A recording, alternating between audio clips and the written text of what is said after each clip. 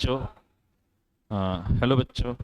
अ, आपका जो री नीट की एग्ज़ाम है 21 जून को है और आज 20 जून है। आपके पास बहुत ही कम समय बचा हुआ है, तो इस बीच में आप क्या कर सकते हो? तो सबसे पहले चीज़ है कि आपको करने के लिए कुछ भी नहीं है। सबसे पहले कि आपको अपने आप को रिलैक्स करना है, क्योंकि इतने कम समय में आप बहुत ज़्यादा कुछ कर नहीं सकते। आप करने भी जाएंगे तो आप बहुत ज़्यादा कुछ कर पाएंगे नहीं। तो इससे आपको अच्छा है कि अभी अपने आप को बिल्कुल भी रेस्ट दीजिए। तो अभी क्या कर सकते हैं आप, बिल्कुल भी अपने आप को रिलैक्स मोड पे चले जाओ।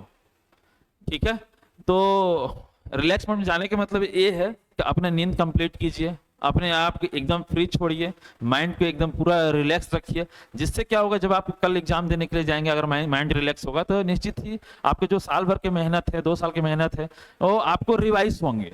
ऑलरेडी अपने आप को, माइंड को जो रिलैक्स देंगे, फ्री माइंड देंगे। जैसे आप देखते हैं कि अच्छा एयर जैसे हवा होती है, सांस लेने में आसान होती है, उस तरह के आपको पढ़ाई के लिए भी सेम है कि आपको रिवाइज करने के लिए एक स्पेस चाहिए। तो उस स्पेस को के लिए आपको नींद कंप्लीट कीजिए। कल एग्जाम है, अभी काफी टाइम हो भी चुके हैं, कल ज्यादा समय बचा नहीं है।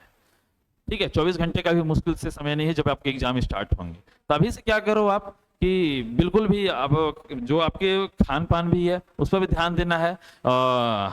जो हाइजेनिक अनहाइजेनिक फूड है उसको बिल्कुल भी नहीं लेने हैं। और क्योंकि हेल्थ पे ऊपर भी फोकस करना है कि मेरा हेल्थ अच्छा रहे। आप नींद अच्छा लोगे, आपके खान पान अच्छे रहेंगे तो आपको ऑलरेडी आप स्वस्थ रहेंगे तो आपको 3 घंटे केवल अच्छा कर पाएंगे। और अगर नीट एग्जाम क्रैक करने जा रहे हैं, क्योंकि आप सालों मेहनत की, तो निश्चित ही सारे बच्चों के एग्जाम अच्छे जाने वाले हैं। तो इससे पहले कि सबसे पहले कि आप जब एग्जाम सेंटर पहुंचे तो आप आधे एक घंटे पहले पहुंचिए, टाइम से पहुंचिए, जिससे क्या आप बिल्कुल भी रिलैक्स रहेंगे। आप जब भी एग्जाम सेंटर आप जैसे पहुंचते हैं, टेबल पे बैठते हैं, तो आप अपने आप को रिलैक्स कीजिए वहां से। बिल्कुल भी पैनिक नहीं होना है, सिचुएशन कुछ भी हो, पेपर टफ आए, इजी आए, मॉडरेट आए, तो आपको क्या करना है, बस आपको 3 घंटे जो है आपको 100% देना है टेबल पे। क्योंकि वो 3 घंटे ही आपको डिसाइड करेंगे आपके फ्यूचर क्या होंगे। क्योंकि अगर पेपर टफ आता है सबके लिए होगा, ऐसा नहीं कि टफ पेपर आया तो अपने आप खुद की पैनिक करके आप बैठे हो।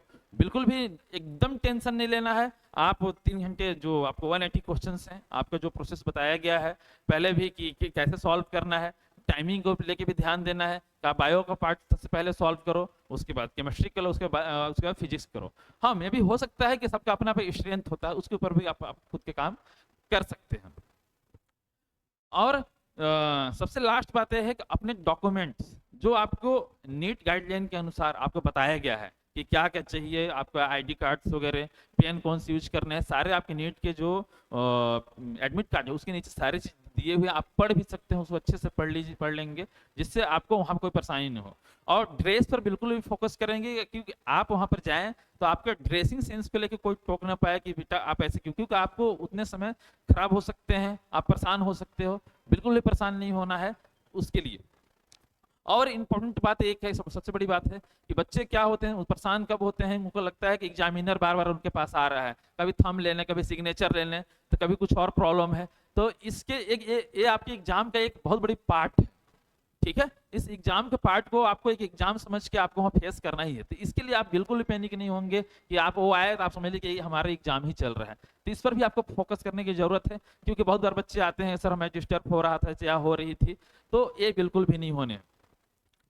ठीक है, और ड्रेसिंग सेंस की बात किया, सबसे इंपॉर्टेंट है, क्योंकि वहां पर आपको कोई बोल देता है बीच में तो आपको ऐसा लगता है कि कैसे होगा, कोई बीच में उठा तो नहीं देगा, क्योंकि एक बार ऐसा होता नहीं है।